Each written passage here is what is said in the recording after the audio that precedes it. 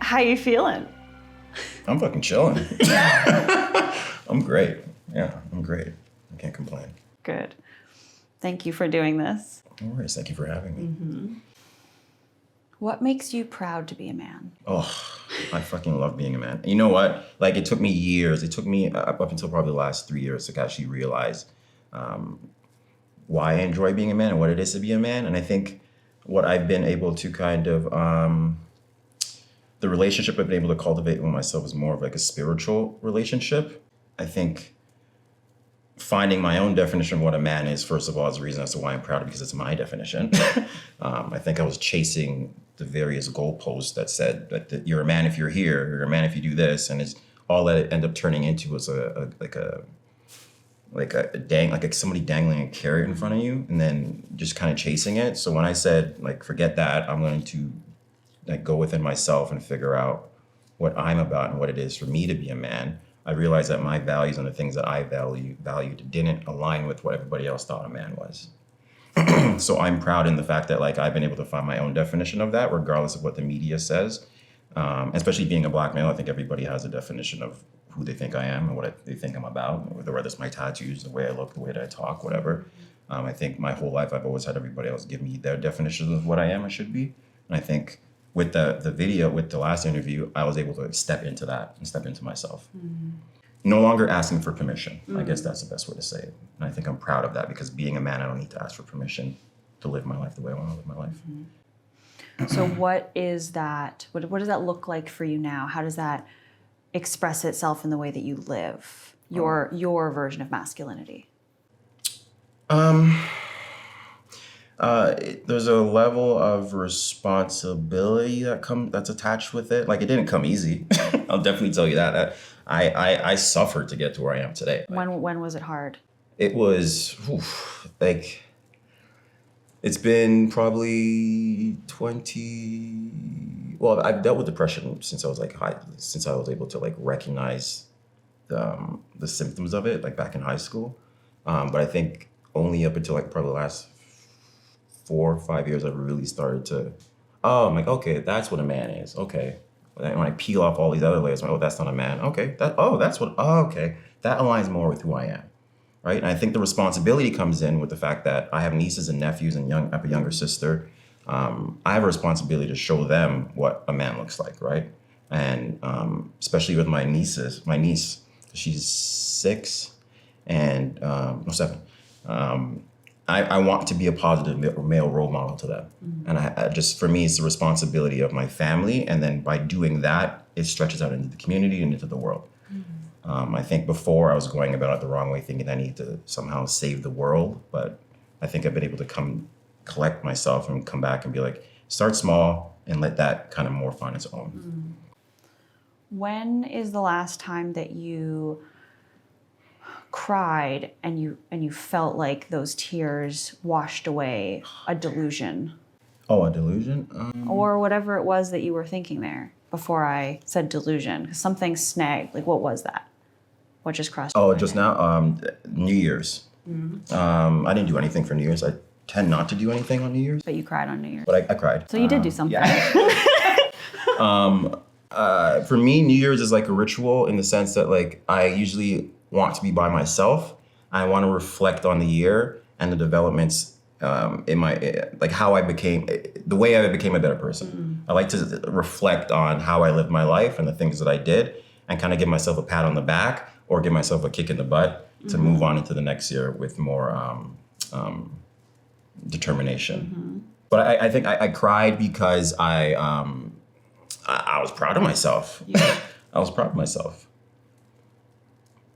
I stepped into who I've always wanted to be, and it came at the expense of going through the depression and peeling away all those other layers. And as painful as it was, I think this year, at the end, on New Year's, I was able to be like, oh, okay, that's life. I get it now. Okay, I get it. That's life. I finally understand when people say like, that's life. Like, it makes sense now. I get it now. That's life. Like, it's not as, I'm not gonna say it's not as difficult as people make it seem to be, because that's, everyone's story is their own, but I was able to figure out my life and my purpose and why I'm here. And I think it was beautiful witnessing that and coming to that realization. And after I cried, it just kind of like, I felt good again. Because I left that in 2021. Yeah. Depression sounds like it was kind of a thing that was just always biting at your ankles. Is depression ever something that you escape? Do you ever get away from it, or do you integrate it, or what has been like your experience with it? The way that I sum up depression is, before I discovered I was depressed. While going through depression, I was depressed. After finding the reasons as why I was depressed, I'm still depressed. Depression is still there. It's just the reasons as to why I'm depressed have changed. So example will be like, I'm depressed because my favorite pizza joint got shut down. That's not really a depression. You're sad, but it's not depression. I think the depression I was facing was this slap in the face that all the things that I thought would make me happy didn't make me happy. So it's the slap in the face of, this is the harsh realization that all the things that I was chasing and all the things that I did weren't gonna fix the void. So I think the best visual to describe depression, I would say, is almost like you're getting ready to jump into a hole and somebody tells you that all the riches are down there, and you take, and a quote that I like to say in reference is, never test the depths of the water with both feet. Always put one foot at a time. So like what I would do or encourage somebody to do is like drop little rocks to see and hear for the click. And knowing like the childlike version of myself, I'm gonna want to pick up the biggest rock so I can hear the biggest boom, right? So you go looking for the biggest rock, you drop it down there, and then you wait, and then you hear nothing. And you sit there like, holy shit, like if everything that I want in my life is down there and I haven't heard anything yet, then what the fuck is down there? And that scared me, right? So it's like, and you're getting egged on because the anxiety is like, well, I want all that stuff. Like I want to be happy and it's down there, but like I'm sad right now, but I don't know what's down there. And I think depression for me, like I've gotten comfortable with the hole. I'm okay with it. I can go in and look around every so often, but I would encourage anybody to jump in. I say work on yourself and get to the point where you feel comfortable enough to do it. And having jumped in is probably the best decision ever. And I think depression has been a beautiful gift that I've had the pleasure of dealing with. I don't know if I've ever heard anybody say that about depression. I'm grateful for it. It allowed me to really check at my values and really understand what it is that I want and what it is that I'm here for on this planet. I'm only here for finite, like a short period. I'm not here forever. So while I'm here, what can I do? I can party, I can fuck around, I do anything and chase all my desires and fulfill whatever needs or desires that I have, or I can leave this place in a better situation than how I got into it. What in your life has made you comfortable maintaining deep male friendships? I was participating in a men's group. Really? Yeah, I was looking for ways to, once again, challenge myself and find people that I can talk to. And I came across a book called No More Mr. Nice Guy. It talks about men that deal with nice guy tendencies, which usually stem from their relationship with their mother. I was able to meet a group of guys in a men's group specifically around that book, because the book does recommend seeking a men's group. And that was like a transformative, that was probably one of the most important things in my late 20s. That was the catalyst that helped me kind of launch, because that was the first time that I was sharing all the shit that I was going through to a bunch of men and a bunch of strangers that all had their own shit going on. But I was able to realize that like where we were was a safe space. Nobody made fun of anybody. I was going to tolerate that. I felt comfortable enough with everybody to share some of the things I wouldn't even share with my best friends.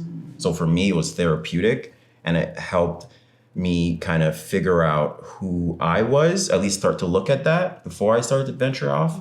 But I think it definitely played a huge role, because it let me see that like there were other men dealing with some of the same issues that I was dealing with.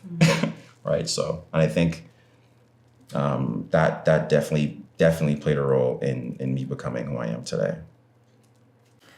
Is there a distinct, or I guess what is the most distinct before and after with these men's groups, these communities essentially? Because it's one thing to have one close friend, but it sounds like what impacted you was the collective. What is the biggest difference between you before that and you now? Before the men's group, I was I had no direction. Like I didn't have any, like I had all these things I wanted to do, but I didn't have any direction. I didn't really trust myself. There's a lot of shame because I was dealing with stuff that I didn't share with anybody else. After, like before, like I was just, I don't know, I was of the world. I was kind of just going around doing the things I thought I was supposed to do, or I thought was going to bring me happiness. I think the men's group helped ground me, first of all.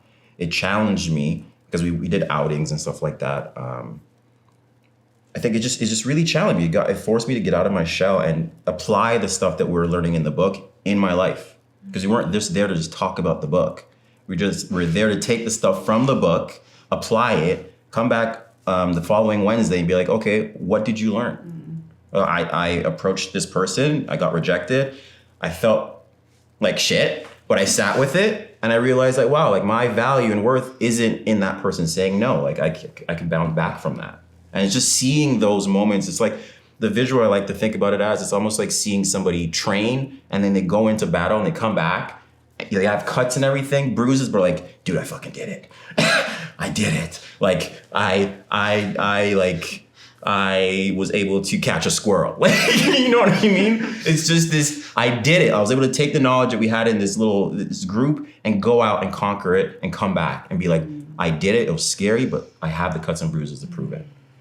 And there's just something about like going in, getting knocked down and getting back up. Like that's the thing. Like don't, as Les Brown would say, like if you get knocked down, you can look up, you can get up. It's like, it's just something about it. You can't be afraid of getting knocked down because that's the price you have to pay to play.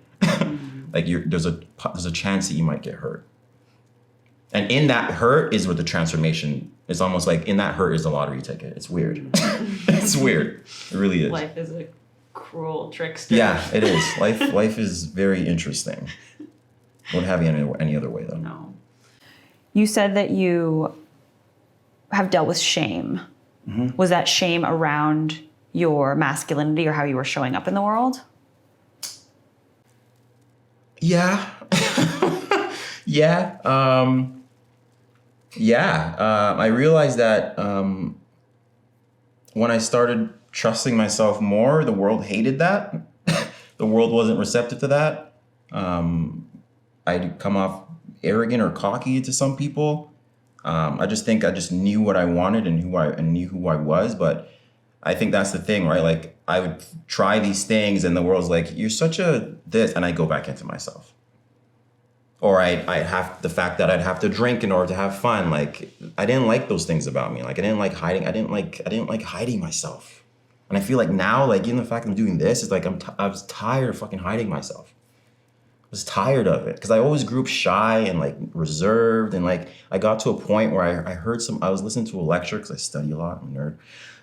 And somebody said, shyness is almost as if you're like, embarrassed of yourself. And I heard that, I'm like, I'm not fucking embarrassed of myself.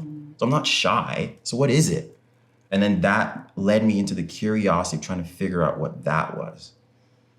And then when I started to peel back layers, there was shame, there was guilt, there was all these other things, but I had to touch it in order for it to disappear. You had to look at it. I had to look at it. And long enough that you softened. Yeah.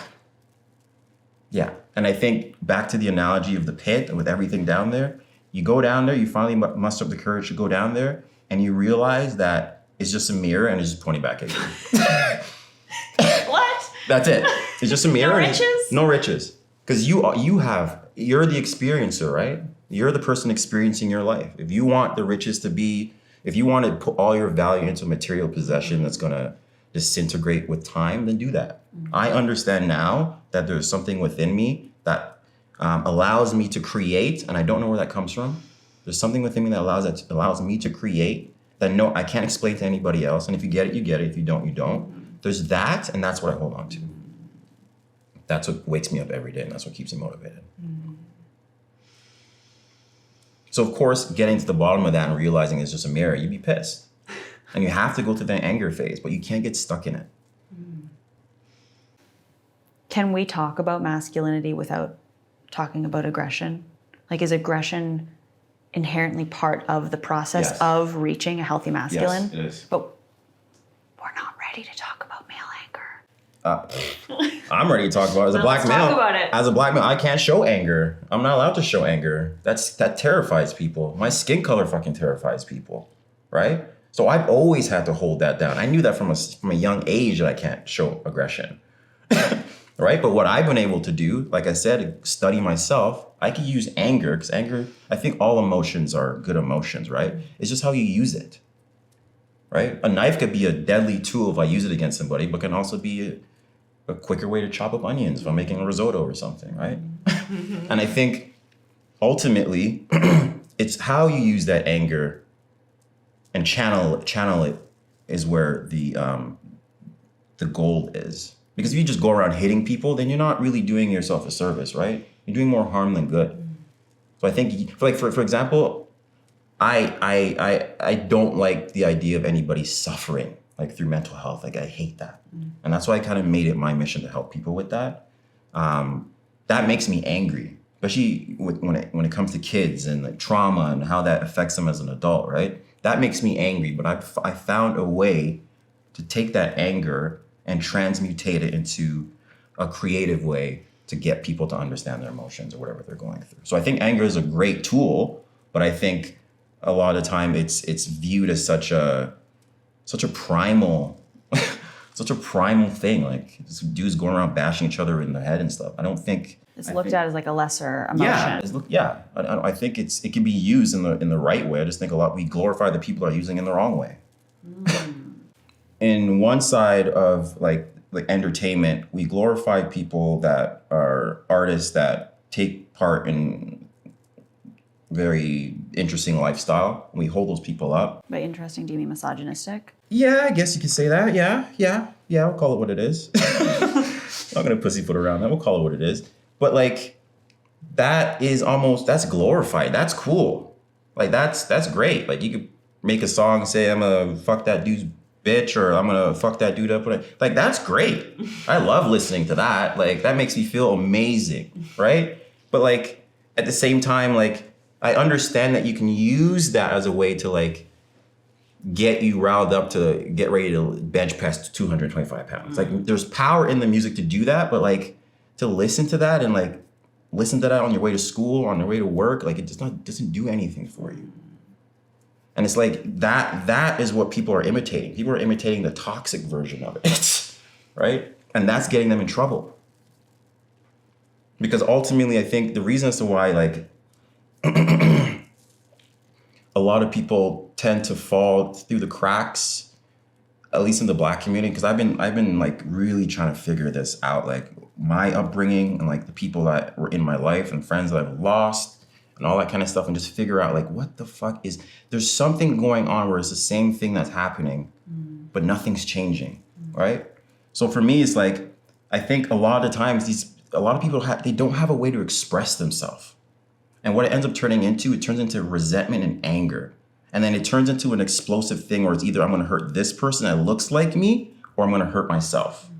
And that's the thing with depression. Depression for me was like, it was this ball of like, it's like Venom, Spider-Man, that black goo. It's like this very like, it's so like volatile, and it's like, it's just energy, stagnant energy that mutates into just crap.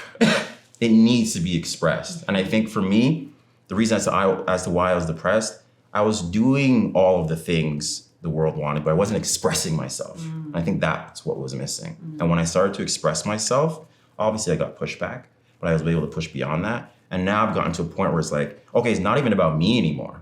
It's about helping other people express themselves. Because if they're one note, like a journal entry away from like hurting themselves or hurting somebody else. So just realizing that like maybe there's an opportunity for people to find a way to channel that aggression or anger in more creative ways. It reminds me, part of the challenge, like we go out on outings and have like acting classes in the men's group. So one thing we did was we did karaoke. I've never done karaoke before. I sing in the shower. Like I'm all right, right? But I'm all right. I'm all right. But one of the things that like I wanted to do is challenge myself and be like, I'm gonna do karaoke and do it sober. I'm gonna do it sober. I'm gonna go up there and feel the anxiety of, oh God. I'm gonna go up there and feel the Everyone can relate to you right now. Nobody is being like, no, I'm totally fine with it. And it's just like, for me, I don't like the idea of like having to rely on something else in order for me to be myself. So for me, knowing that I was with the guys from the men's group, I knew that they were like, we're there to challenge ourselves. I knew I was safe with them. What song did I sing? I think I sang Feeling Good by Michael Bublé. I'm sorry, if you don't sing it, I'm actually not what you're talking about. Nah. Sorry, what song was it? Nah. Feeling Good by Michael Bublé. And man, I thought I sounded good. Donna. You're not going there. I can't make you do it. Okay, that's fine. You know what? Stand your ground. I will, yeah.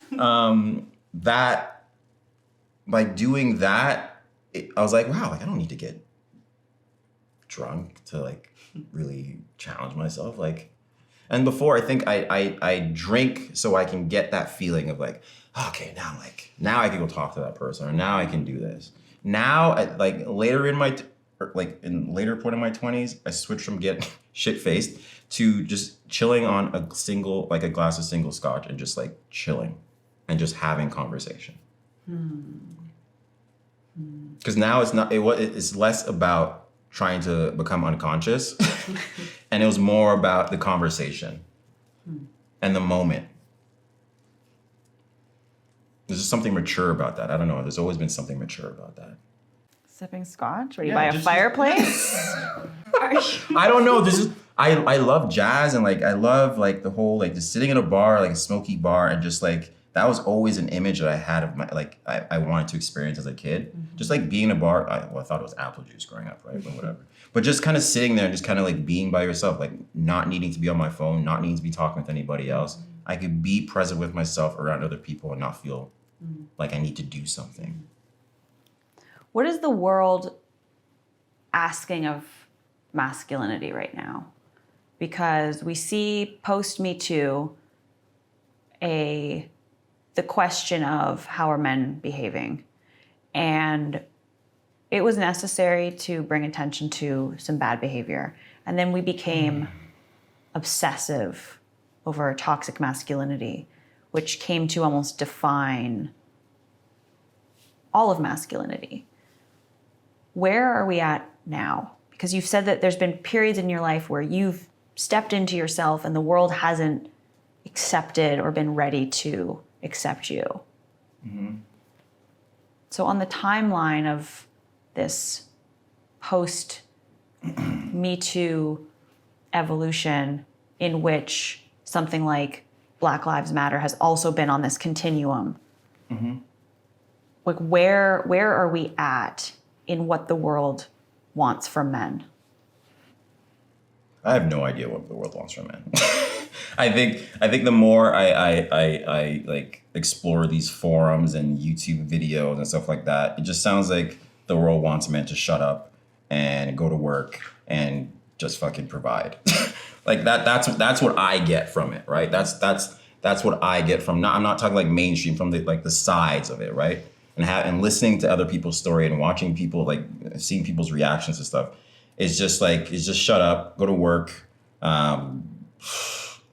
It's almost like, I don't know. It's weird, man. Just, I don't know. It's definitely taking a turn.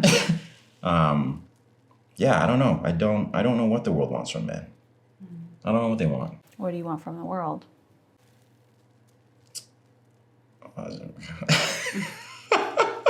What do I want from the world?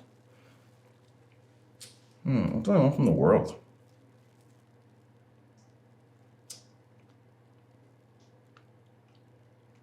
I don't know what I want from the world. I don't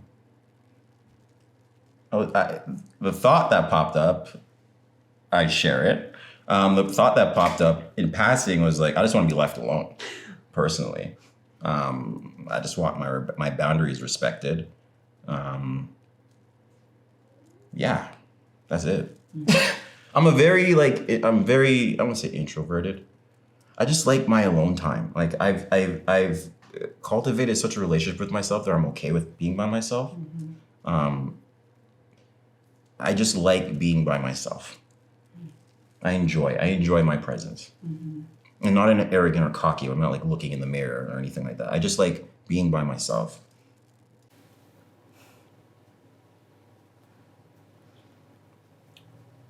Are you the man you want to be? Not entirely. I'm almost there.